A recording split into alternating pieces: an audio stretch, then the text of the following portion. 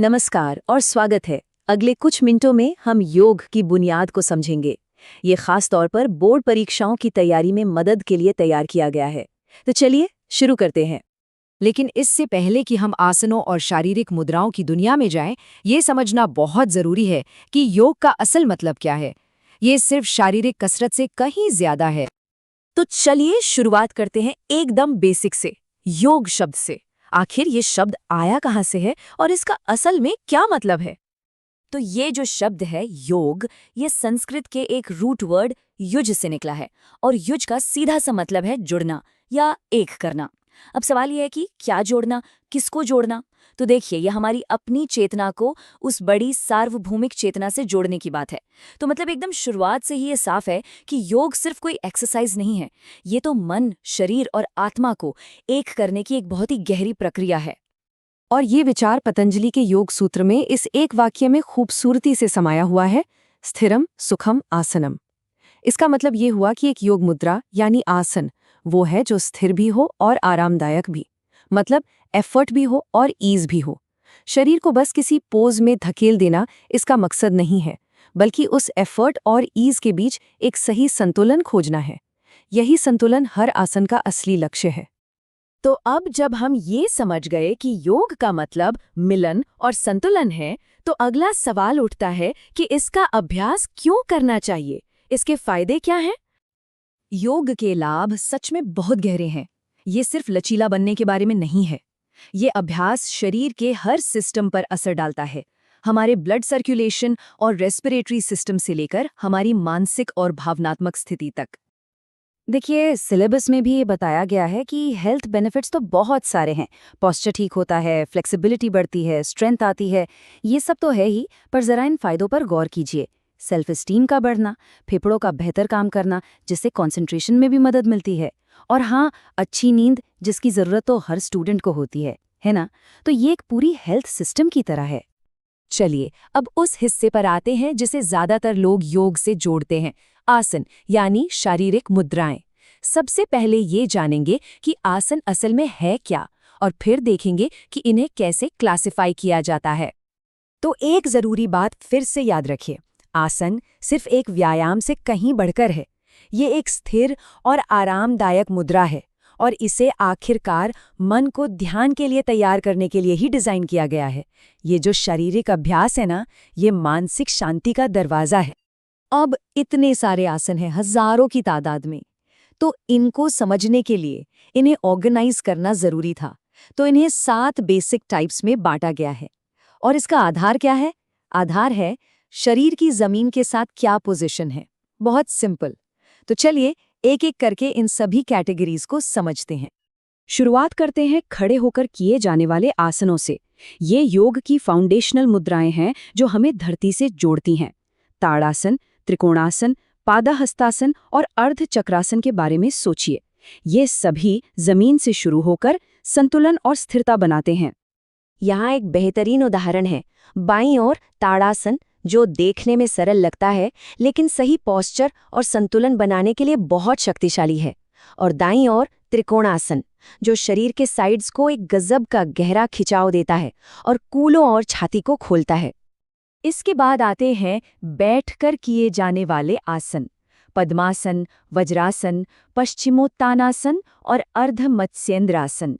ये मुद्राएं कूल्हों और घुटनों में फ्लेक्सिबिलिटी बढ़ाने के लिए बहुत अच्छी हैं और रीढ़ की हड्डी को एक स्थिर आधार भी देती हैं। पद्मासन यानी लोटस पोज ध्यान के लिए एक क्लासिक आसन है जो सीधी रीढ़ और शांत मन की स्थिति देता है। दूसरी ओर पश्चिमोत्तानासन एक गहरा फॉरवर्ड बेंड है जो हैमस्ट्रिंग और पूरी रीढ़ को एक शानदार खिंचाव देता है, जिससे पीठ का तनाव दूर होता है। अब बैठने की मुद्राओं के अंदर ही एक और सब कैटेगरी है ध्यानात्मक आसन की। इन्हें खास तौर पर लंबे समय तक आराम और स्थिरता के साथ बैठने के लिए डिजाइन किया गया है। सुखासन, सिद्धासन, पद्मासन और स्वस्तिकासन जैसी मुद्राएं रीढ़ को सीधा और शरीर को आरामदायक रखने के लिए ही बनी हैं, ताकि मन भटकने के बजाय ध्यान केंद्रित कर सके। यहाँ देखिए, बाईं ओर सुखासन और दाईं ओर स्वस्तिकासन, दोनों का एक ही मकसद है, ध्यान के लिए एक आरामदायक और स्थिर फाउंडेशन बनाना।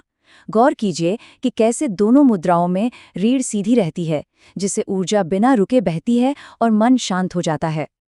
अब चलते हैं पेट के बल लेटकर किए जाने वाले आसनों की ओर। भुजंगासन, शलभासन और धनुरासन जैसी ये मुद्राएं पीठ की मांसपेशियों को मजबूत करने, पोस्चर में सुधार करने और पेट के अंगों को स्टिमुलेट करने के लिए शानदार हैं।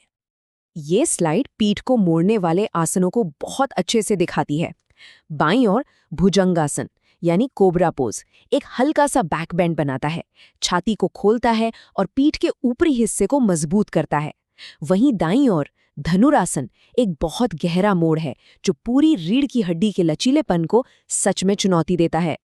इसके बाद हैं पीठ के बल लेटकर किए जाने वाले आसन। इस कैटेगरी में योग के कुछ सबसे ज़रूरी इन्वर्जन्स यानी उल्टे होने वाले आसन शामिल हैं, जैसे सर्वांगासन, हलासन, पवन मुक्तासन और चक्रासन। ये मुद्राएं, जिन्हें इन्वर्शन कहा जाता है, बहुत फायदेमंद होती हैं क्योंकि ये खून के सामान्य बहाव को उलट देती हैं। ये शरीर के ऊपरी हिस्से में थायराइड जैसी ग्रंथियों को स्टिम्युलेट करने में मदद करती हैं, जिसका हमारे हार्मोनल बैलेंस, मेटाबॉलिज्म और एनर्जी लेवल्स पर बहुत पॉजिटिव असर पड़ सकता है, जो पढ़ाई के दौरान बहुत ज़रूरी है। अच्छा, संतुलनात्मक आसन वो हैं जहां हम अपने ध्यान और स्थिरता को सच में टेस्ट करते हैं। वृक्षासन से लेकर बकासन जैसे ज्यादा एडवांस्ड आर्म बैलेंस तक ये हमें सिखाते हैं कि जब हम अस्थिर महसूस करें तब भी अपना सेंटर कैसे खोजें। यहाँ हम दो अलग अलग तरह के संतुलन देख सकते हैं। बाईं ओर वृक्षासन हमें एक पैर पर संतुलन बनाने की चुनौती देता है, जिससे हमारी एकाग्रता तेज होती है। और दाईं ओर बकासन एक ज्यादा एडवांस्ड आर्म बैलेंस है, जिसके लिए न केवल ध्यान बल्कि शरीर के ऊपरी हिस्से और कोर में भी काफी ताकत की जरूरत होती है। और आखिर में, लेकिन बहुत जरूरी, हमारे पास है आरामदायक आसन। इतनी सारी मेहनत के बाद शवासन और मकरासन जैसी मुद्राएं बहुत जरूरी हैं।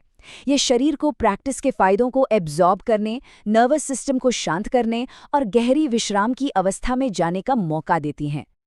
शवासन ऐसा लग सकता है कि इसमें सिर्फ लेटना है, लेकिन कई लोगों के लिए ये सबसे मुश्किल आसन होता है। इसका लक्ष्य है कॉन्शियसली सभी मांसपेशियों और दिमागी तनाव को छोड़ देना, ताकि शरीर प्रैक्टिस के लाभों को पूरी तरह से सोख सके।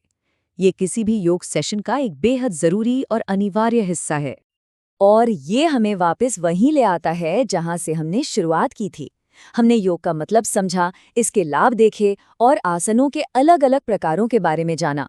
लेकिन ये सारी जानकारी हमें सबसे गहरे सवाल पर छोड़ देती है कि अगर योग का अर्थ मिलन है, तो हम किससे जुड़ने की कोशिश कर रहे हैं? यही वो सवाल है जो इस अभ्यास के दिल में है। इस सफर में शामिल होने के लिए धन्यवाद।